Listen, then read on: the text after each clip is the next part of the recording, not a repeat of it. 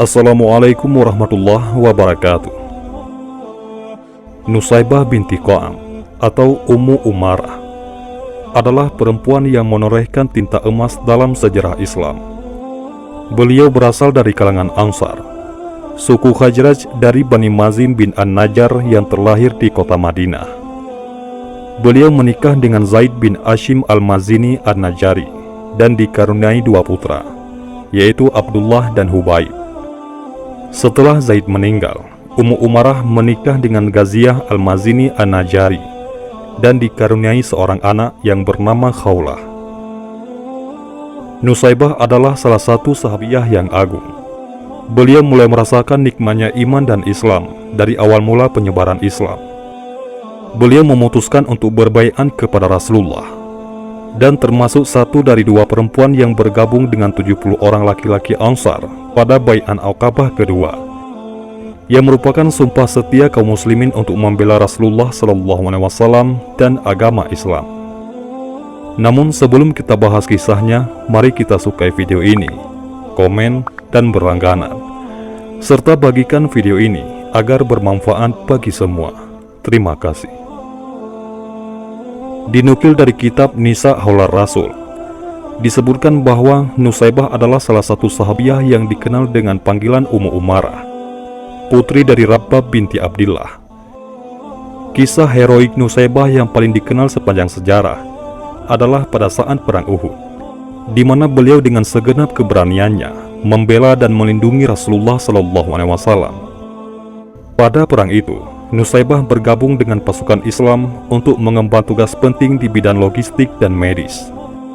Bersama para perempuan lainnya, Nusaybah ikut memasok air kepada para prajurit muslim dan mengobati mereka yang terluka.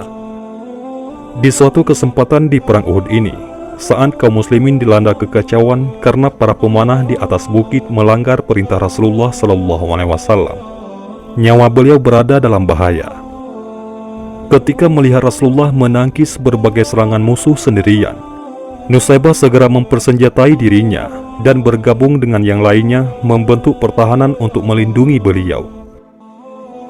Dalam berbagai riwayat disebutkan bahwa ketika itu Nusaybah berperang penuh keberanian dan tidak menghiraukan diri sendiri ketika membela Rasulullah. Saat itu Nusaybah menderita luka-luka di sekujur tubuhnya. Sedikitnya ada sekitar 12 luka di tubuhnya, dengan luka di leher yang paling parah. Namun hebatnya, Nusaybah tidak pernah mengeluh, mengadu, atau bersedih. Ketika itu Rasulullah melihatnya berperang dengan sengit, hingga terdapat 12 luka di tubuhnya. Rasulullah bersabda, "Wahai Abdullah," yaitu putra Nusaybah, "balutlah luka ibumu. Ya Allah, jadikanlah Nusaybah dan anaknya sebagai sahabatku di dalam surga." Mendengar doa Rasulullah, Nusaybah tidak lagi menghiraukan luka di tubuhnya dan terus berperang, membela Rasulullah dan agama Allah. "Aku telah meninggalkan urusan duniawi," ujar Nusaybah. Setelah peperangan berakhir, umat muslim bermalam untuk mengobati luka-luka.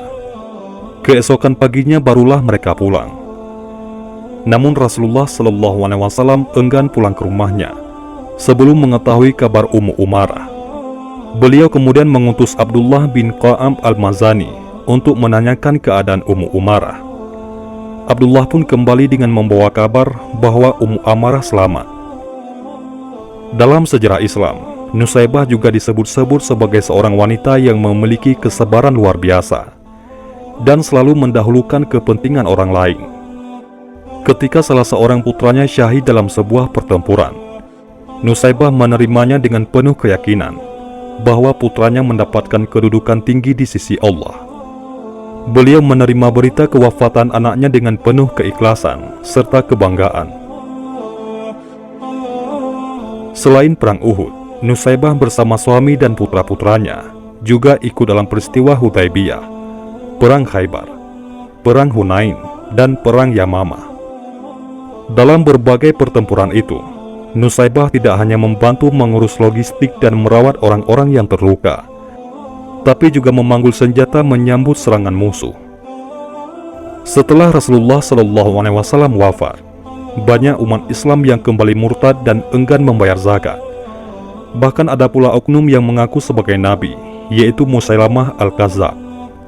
Abu Bakar As-Siddiq yang saat itu menjabat sebagai khalifah, akhirnya memutuskan untuk memerangi mereka. Ummu Umarah dan putranya, yaitu Hubaib bin Zaid pun ikut serta dalam perang. Namun, putranya tertawan dan dipaksa untuk mengakui kenabian Musailamah. Hubaib dengan keimanannya yang kokoh, tak sedikit pun mengubah keyakinannya. Akhirnya, Musailamah memotong-motong tubuh Hubaib hingga ia syahid. Ummu Umarah bertekad membunuh Musailamah dengan tangannya sendiri. Maka beliau pun bergabung dengan pasukan pada perang Yamamah. Beliau juga ditemani oleh anaknya, yaitu Abdullah. Saat perang berkecamuk, musuh berhasil memotong tangan Ummu Umarah. Ummu Umarah berkata, "Tanganku terpotong dan aku ingin membunuh Musailamah. Aku tidak akan berhenti sampai orang itu terbunuh." Akhirnya, Abdullah dan Wahsy berhasil membunuh Musailamah Al-Kazzab. Ketika Abdullah datang mengusap pedangnya yang bersimpah darah, Ummu Umarah berkata, "Apakah engkau berhasil membunuhnya?" "Iya," jawab Abdullah. Dengan seketika, Ummu Umarah bersujud syukur. Ummu Umarah juga dianggap sebagai pejuang hak asasi perempuan pertama. Suatu ketika, Ummu Umarah bertanya kepada Rasulullah SAW, "Ya Rasulullah, mengapa Allah hanya menyebutkan laki-laki dalam Al-Quran?"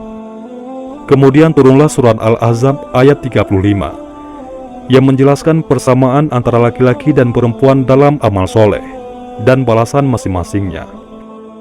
Firman Allah Subhanahu wa Ta'ala, "Sesungguhnya laki-laki dan perempuan yang muslim, laki-laki dan perempuan yang mukmin, laki-laki dan perempuan yang tetap dalam ketaatannya, laki-laki dan perempuan yang benar, laki-laki dan perempuan yang sabar, laki-laki dan perempuan yang khusyuk, laki-laki dan perempuan yang bersedekah, laki-laki dan perempuan yang berpuasa, laki-laki dan perempuan yang memelihara kehormatannya, laki-laki dan perempuan yang banyak menyebut nama Allah. Allah telah menyediakan untuk mereka ampunan dan pahala yang besar." Quran Surat Al-Ahzab ayat 35. Dari kisah Ummu Umarah ini jelas bahwa beliau merupakan pejuang hak asasi perempuan pertama. Sejarah Islam membuktikan hal tersebut, bahwa anggapan perempuan muslimah hanya paham dapur, sumur, dan kasur. Perempuan muslimah yang menjaga kehormatan dan kesuciannya dengan tinggal di rumah dikesankan sebagai perempuan-perempuan pengangguran dan terbelakang. Menutup aurat atau menegakkan hijab kepada yang bukan mahramnya kerap dianggap penghambatan kemajuan budaya. Itu terbantahkan oleh sosok Nusaybah, wanita mulia ini. Nusaybah binti Ka'ab tutup usia pada tahun 13 Hijriah. Az-Zahabi berkata, Ummu Umarah adalah salah satu perempuan Ansar terbaik. Keberanian dan perjuangan Ummu Umarah patut menjadi contoh bagi para pemuda masa kini. Wallahu a'lam bishawab.